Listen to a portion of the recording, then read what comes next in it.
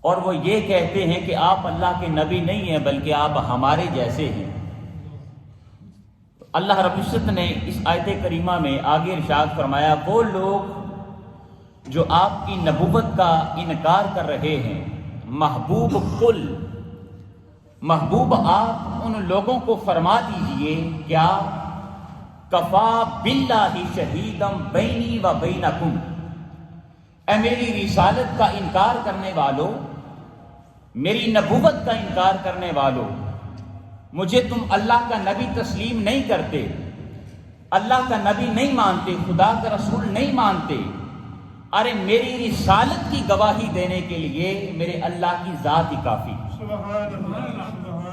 کیا ارشاد فرمایا؟ قل، محبوب آپ فرما دیجئے، کفا باللہ شہیدم بینی و بینکم، میری رسالت اور نبوت کی گواہی دینے کے لیے اللہ کی ذات ہی کافی ہے۔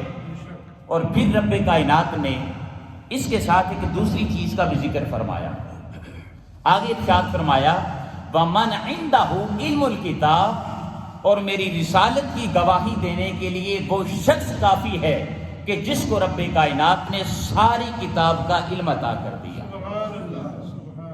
اب یہ جو نقطہ ہے اس آیت مبارکہ کا آخری، اسی کو میں آج کی اس نشست میں آپ کے گوش گزار کروں گا۔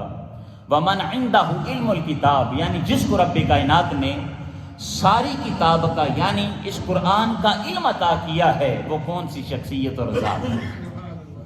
اس سے پہلے میں چاہتا ہوں کہ سیدنا علی المرتضیٰ رضی اللہ تعالیٰ عنہ، آپ کی ولادت، آپ کی کنیت اور آپ کے القابات کے بارے میں بس چند جملوں میں چند چیزیں بیان کر دوں۔ حضرت علی المرتضیٰ رضی اللہ تعالیٰ عنہ، آپ کی ولادت باسعادت جیسا کہ میں نے آپ کو بتایا 13 رجب المرجب کو اسی ماہ میں ہوئی تھی، اور یہ کتنی بڑی سعادت کی بات ہے کہ حضرت علی المرتضیٰ رضی اللہ تعالیٰ عنہ، کوئی انسان پیدا ہوتا ہے ہاسپٹل کے اندر، کوئی انسان ولادت پاتا ہے اپنے گھر کے اندر جی، لیکن حضرت علی المرتضیٰ رضی اللہ تعالیٰ عنہ، آپ کی جب ولادت بسعادت کا وقت آیا تو اللہ رب العزت نے کسی جگہ کا انتخاب فرمایا جس جگہ کا سارے مسلمان طواف کرتے ہیں، جس کو ہم کعبۃ اللہ کہتے ہیں، بیت اللہ شریف کہتے ہیں، جو خالق کائنات کا گھر ہے۔ حضرت علی المرتضیٰ رضی اللہ تعالیٰ عنہ، آپ کی ولادت بسعادت کعبہ معظمہ میں ہوئی۔ اب اگر کسی کے ذہن میں یہ خیال آئے، حضرت صاحب اس کے بارے میں آیا کہ آپ کے پاس کوئی دلیل موجود ہے کہ سیدنا علی المرتضیٰ رضی اللہ تعالیٰ عنہ آپ کی ولادت بسعادت جو ہے وہ کعبہ معظمہ میں ہوئی، تو فقط ریفرنس کے طور پر میں ایک دو حوالہ آپ کے گوش گزار کیے دیتا ہوں۔ امام حاکم مستدرک شریف میں لکھتے ہیں، آپ فرماتے ہیں، فقد تواترت الاخبار ان فاطمہ بنت اسد، فاطمہ بنت اسد جو ہے یہ حضرت علی المرتضیٰ رضی اللہ تعالیٰ عنہ آپ کی والدہ ماجدہ کا نام ہے۔ ارشاد فرمایا، ان فاطمہ بنت اسد ولدت امیر المؤمنین علی ابن ابی طالب کرم اللہ وجہہ الکریم فی جوف الکعبہ، جب آپ کی ولادت بسعادت کا وقت آیا تو آپ کعبہ کا اس وقت طواف کر رہی تھی۔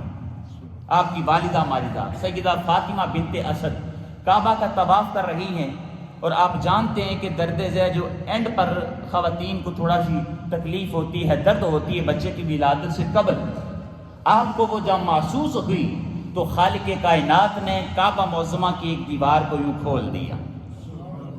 طواف کر رہی ہیں، رب کائنات نے اپنی قدرت سے کعبہ معظمہ کی ایک دیوار کو یوں کھول دیا، آپ کی والدہ ماجدہ آپ اندر تشریف لے گئی، اور وہاں پر یعنی کعبہ کی جو 4 دیواری ہے جس کا ہم طواف کرتے ہیں، اس 4 دیواری کے اندر حضرت علی المرتضیٰ رضی اللہ عنہ کی ولادت بسعادت ہوئی۔ پھر اسی طرح حاضرین محترم، ہمارے پاس ایک دوسرا حوالہ ہے، امام فاقہی اخبار مکہ میں لکھتے ہیں، آپ فرماتے ہیں، وَأَوَّلُ من ولد فی الکعبۃ من بنی ہاشم من المہاجرین علی ابن ابی طالب، آپ فرماتے ہیں کہ کعبہ معظمہ کے اندر سب سے پہلے اگر کسی شخصیت کی ولادت ہوئی ہے تو اس کا نام حضرت علی المرتضیٰ رضی اللہ عنہ۔ وہ حضرت علی المرتضیٰ رضی اللہ تعالیٰ عنہ آپ کی ذات مبارکہ ہے۔ پھر آپ جب پیدا ہوئے تو آپ کے والد نے آپ کا نام علی رکھا، اور آپ کی جو والدہ ہے فاطمہ بنت اسد سلام اللہ علیہا، آپ نے حضرت علی المرتضیٰ رضی اللہ تعالیٰ عنہ آپ کا نام اسد رکھا، چونکہ آپ کی والدہ کے والد کا نام بھی چونکہ اسد تھا، تو انہوں نے اپنے والد محترم کے نام پر اپنے بیٹے کا نام بھی کیا رکھا، بولیے، اسد رکھ دیا۔ لیکن حضرت علی المرتضیٰ علی کے نام سے زیادہ معروف ہوئے۔ پھر آپ کی کنیتیں ہیں۔ کنیت دو وجہ سے بنتی ہے۔ ایک کنیت انسان کی تب بنتی ہے کہ اگر کوئی بندہ اپنے بیٹے کے نام کو اپنے ساتھ منسوب کر لے۔ مثلا غلام مصطفیٰ صاحب بیٹھے ہیں، ان کے بیٹے کا نام ہے عثمان، اگر یہ اپنی کنیت بنانا چاہیں تو یہ یوں کہیں گے ابو عثمان، تو ابو عثمان کا کیا معنی بنتا ہے، عثمان کے والد، عثمان کے ابو۔ تو یہ ایک وجہ ہوتی ہے، کنیت بنتی ہے، یا بیٹے کے نام کو منسوب کیا جائے یا باپ کے نام کو منسوب کر دیا جائے۔ بندہ کہہ دے اب میرے والد صاحب کا نام ہے نذیر، تو میں کہوں اگر ابن نذیر، تو اس کا مطلب کیا ہے، وہ میری ذات ہے۔ تو یا تو بیٹے کے نام کو منسوب کریں یا والد کے نام کو منسوب کریں، تو تب کنیت بنتی ہے۔ اور دوسری کنیت تب بنتی ہے کہ اگر کسی انسان کی ذات میں کوئی اچھی خصلت پائی جائے، کوئی اچھی عادت پائی جائے، اور وہ اس اچھی عادت کی وجہ سے معروف ہو جائے، تو پھر بھی وہ انسان کی کنیت بن جاتی ہے۔ جیسے حضرت علی المرتضیٰ رضی اللہ تعالیٰ عنہ، آپ ایک مرتبہ گھر سے کسی وجہ سے تھوڑا سا روٹ کر باہر چلے گئے۔ آقا علیہ الصلوۃ والسلام اسی دوران سیدہ کائنات سلام اللہ علیہا اپنی بیٹی کے گھر تشریف لائے، تو آپ نے دریافت کیا کہ حضرت علی المرتضیٰ کہاں ہیں؟ وہ جواب دیتے ہیں کہ ابھی گھر سے باہر نکل گئے ہیں۔ آقا علیہ الصلوۃ والسلام نے ایک صحابی کو بھیجا کہ جائیے تلاش کیجیے حضرت علی المرتضیٰ رضی اللہ تعالیٰ عنہ آپ کہاں پر موجود ہیں۔ صحابی تھوڑی دیر بعد پلٹ کر آئے اور حضور کی بارگاہ میں عرض کرتے ہیں یا رسول اللہ صلی اللہ علیہ وسلم، حضرت علی المرتضیٰ رضی اللہ تعالیٰ عنہ آپ مسجد کے اندر لیٹے ہوئے ہیں، مسجد نبوی میں لیٹے ہوئے ہیں۔ آپ جانتے ہیں کہ جس زمانے کی میں بات کر رہا ہوں اس وقت یہ قالین نہیں ہوا کرتے تھے جی، اس وقت مٹی ہوا کرتی تھی۔ حضرت علی المرتضیٰ مٹی پر لیٹے ہیں، مسجد میں لیٹے ہیں، اور آپ کے جسم سے تھوڑا سا کپڑا ہٹا ہوا تھا۔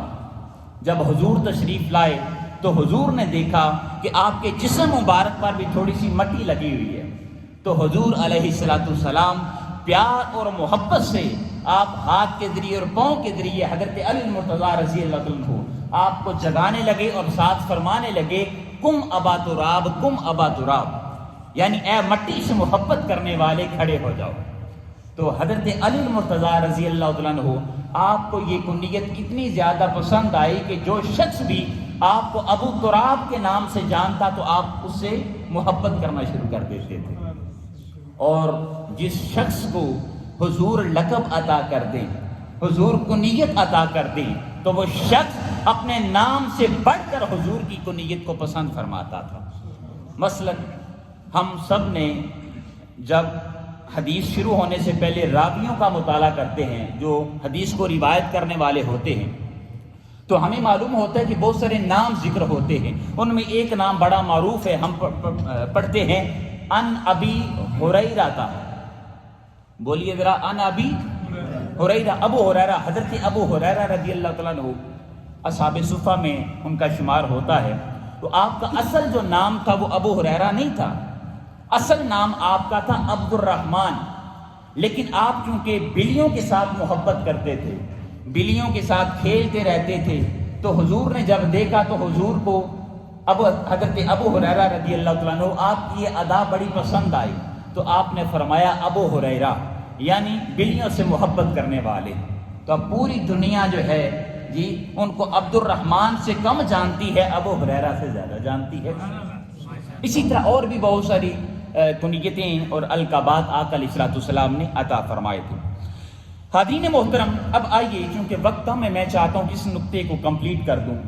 اسی آیے مبارکہ پر سورہ رات کی آخری آیے مبارکہ ہے جس کا نمبر ہے 43 نمبر۔ ارشاد فرمایا وَيَقُولُ الَّذِينَ كَفَرُوا لَسْتَ مُرْسَلًا، محبوب جنہوں نے اسلام قبول نہیں کیا، جو مومن نہیں ہیں، کافر ہیں، وہ آپ کی نبوت کا، رسالت کا انکار کرتے ہیں۔ قل کفی باللہ شہیدا بینی و بینکم، محبوب آپ ان کو فرما دیجئے کہ میری رسالت کی گواہی دینے کے لیے میرے اللہ کی ذات ہی کافی ہے، اور وہ شخص کافی ہے کہ جس کو رب کائنات نے پوری کتاب کا علم عطا کیا ہے۔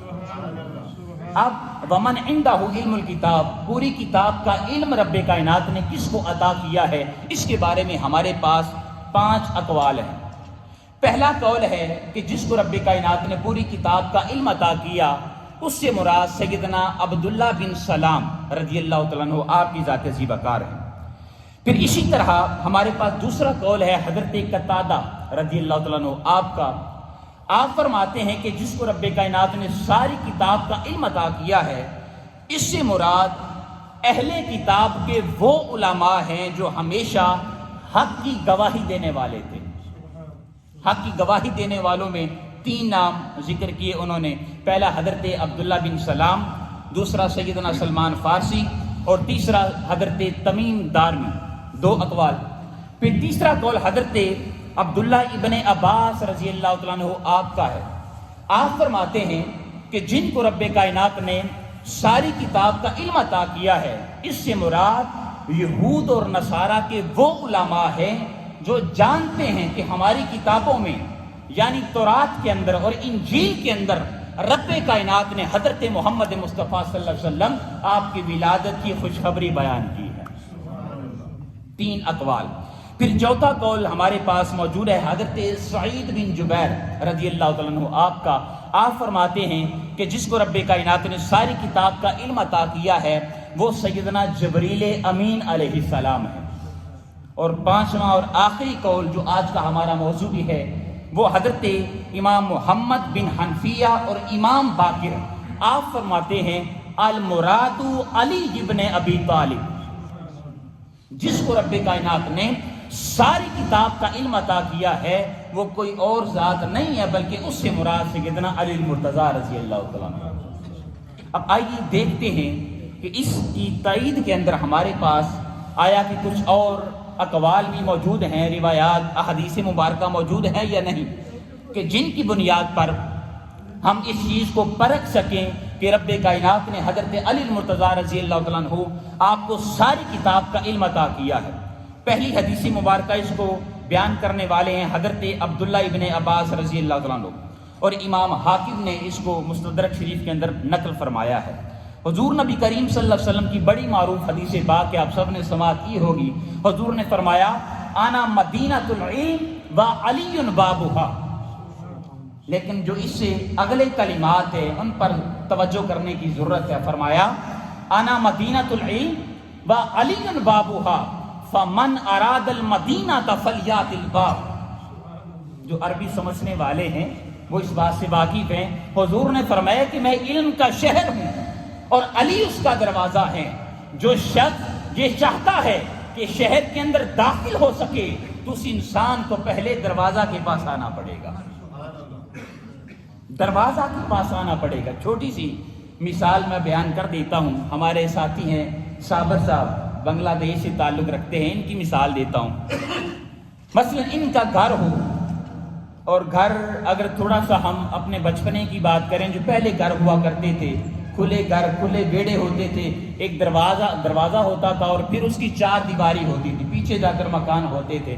جی اگر اس کی بات اس کنسیپٹ کو اپنے ذہن میں بٹھائیے گا، اگر کوئی شخص ہمارے دروازے پر دستک دے، جی دستک دے اور عزت کے ساتھ گھر میں داخل ہو، تو ہم اس کو اپنے گھر میں بٹھا کر، اپنے ڈرائنگ روم میں بیٹھک میں بٹھا کر پانی بھی پیش کرتے ہیں، اس کو کھانا بھی کھلاتے ہیں۔ لیکن مجھے بتائیے اگر کوئی شخص دروازہ کی بجائے دیوار پھلانگ کر آنا چاہے تو اس کی عزت کی جائے گی؟ بولیے نا بھائی، اس کو پانی پیش کیا جائے گا، بلکہ دوسرے لفظوں میں ہم اس کو کیا نام دیتے ہیں؟ وہ چور ہے۔ لہذا ضروری ہے کہ اگر کوئی شخص عزت کے ساتھ داخل ہونا چاہتا ہے تو پہلے دروازہ کے پاس آنا پڑے گا۔ تو حاضرین محترم، اسی طرح اگر کوئی شخص یہ چاہتا ہے کہ اس کو میرے مصطفیٰ علیہ السلام علم عطا کر دے، اس کو فیض عطا کر دے، اپنی رحمتوں کا، اپنی برکتوں کا خزینہ عطا کر دے، تو اس انسان کو چاہیے کہ پہلے مصطفیٰ علیہ السلام تک پہنچنے سے پہلے حضرت علی المرتضیٰ رضی اللہ تعالیٰ عنہ آپ کے در تک پہنچے، آپ کے در پر دستک دے۔ حضرت علی المرتضیٰ رضی اللہ تعالیٰ عنہ آپ کے در پر اور آپ کے دروازہ پر جو انسان پہنچ جاتا ہے تو حضور نبی کریم صلی اللہ علیہ وآلہ وسلم پھر اس انسان کو علم عطا کر دیتے ہیں۔ اور اگر کوئی انسان چور دروازے سے آنا چاہے تو تاجدار کائنات صلی اللہ علیہ وسلم اس کو علم عطا، فیض عطا نہیں فرماتے۔ پہلی حدیث مبارکہ۔ پھر دوسری حدیث پاک، جب آقا علیہ السلام نے سیدہ کائنات سلام اللہ علیہا آپ کی شادی کرنا چاہی سیدنا علی المرتضیٰ رضی اللہ تعالیٰ عنہ آپ سے، تو حضور نے بڑے خوبصورت الفاظ یہاں پر استعمال فرمائے۔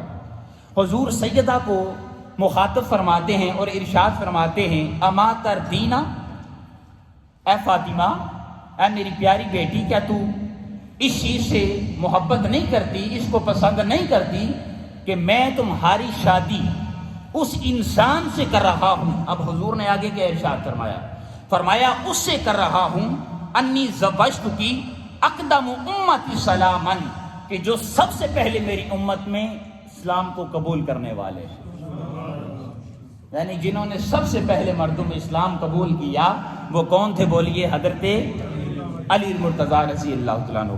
پھر آگے آقا علیہ السلام نے ارشاد فرمایا، وَأَكْثَرُهُمْ عِلْمًا، اور میری امت میں جس کے پاس سب سے زیادہ علم ہے اس سے مراد بھی سیدنا علی المرتضیٰ رضی اللہ تعالیٰ عنہ۔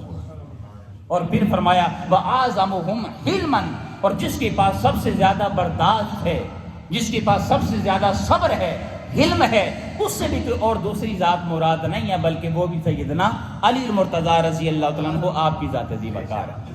اب یہاں پر حاضرین محترم حدیث مبارکہ زیادہ ہیں، لیکن میں چونکہ اس آیت کو کمپلیٹ کرنا چاہتا ہوں، میں بالکل اینڈ پر آتا ہوں اور آخری نقطہ بیان کرتا ہوں۔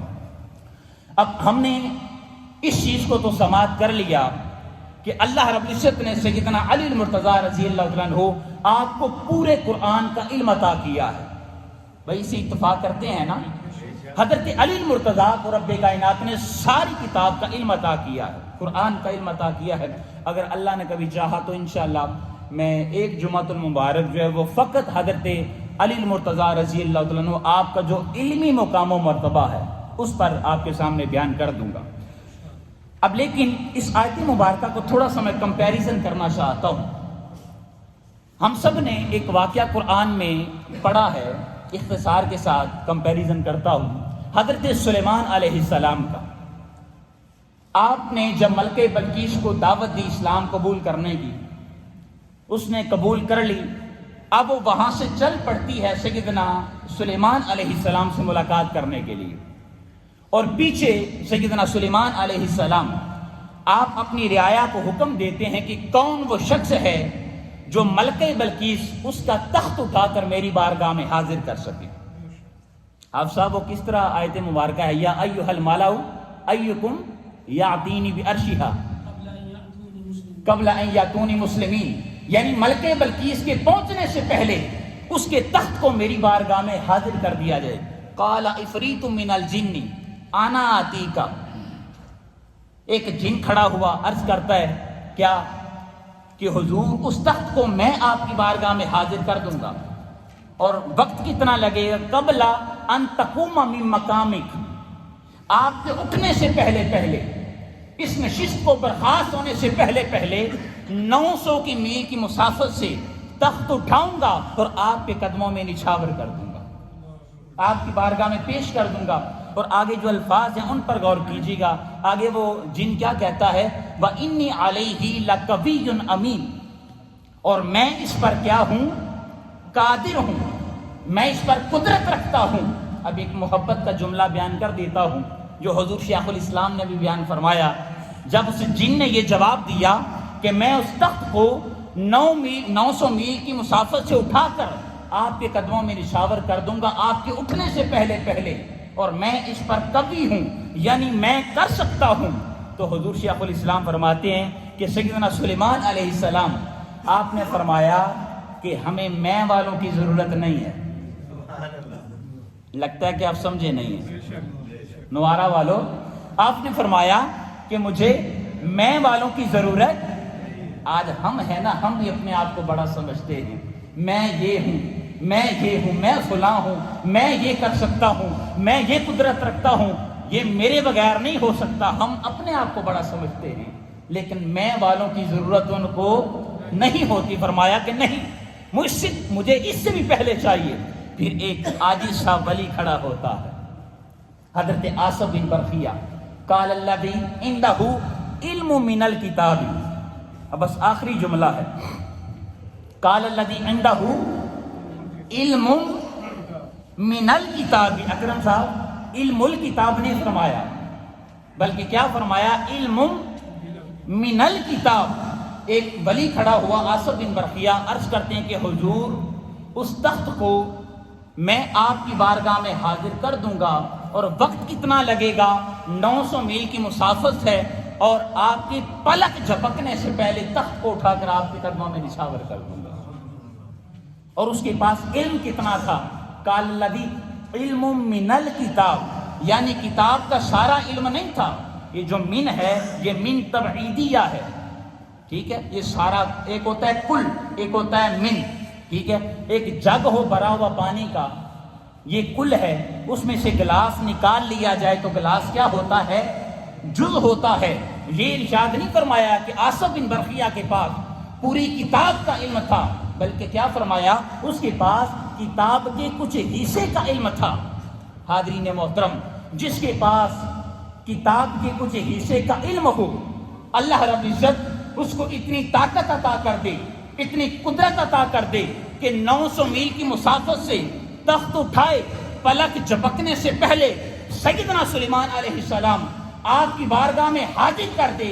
اور یہ مقام کن کا ہے, سیدنا سلیمان علیہ السلام, ان کے صحابی کا, ان کے امتی کا, ان کے ولی کا. تو قربان جائیں سیدنا علی المرتضیٰ رضی اللہ تعالیٰ عنہ پر, کہ آپ کا تعلق اس نبی کے ساتھ ہے, اس رسول کے ساتھ ہے, کہ جس کی خاطر رب کائنات نے اس بزم ہستی کو سجا رکھا, جس کی خاطر رب کائنات نے اس کائنات کو بنایا ہے, جس نبی کو رب کائنات نے تمام رسولوں کا, نبیوں کا سردار بنایا ہے, سب سے اعلیٰ اور افضل بنایا ہے. اس کے صحابی کی کیا فضیلت ہے. اس کو رب کائنات نے یہ ارشاد نہیں فرمایا کہ اس کے پاس کتاب کے تھوڑے سے حصے کا علم تھا, بلکہ ارشاد فرمایا کیا, ومن عندہ علم الکتاب, اس کے پاس پوری کتاب کا علم تھا. دوستان زیوکار, اگر کتاب کا تھوڑا سا علم ہو, اتنی قدرت ہو, اتنی طاقت ہو, 900 میل کی مسافت سے تخت اٹھے, پلک جھپکنے سے پہلے قدموں میں نچھاور کیا جائے, تو جس کے پاس پوری کتاب کا علم ہو, ذرا خود ہی اندازہ لگائیں کہ اس کی طاقت کا عالم کیا ہوگا.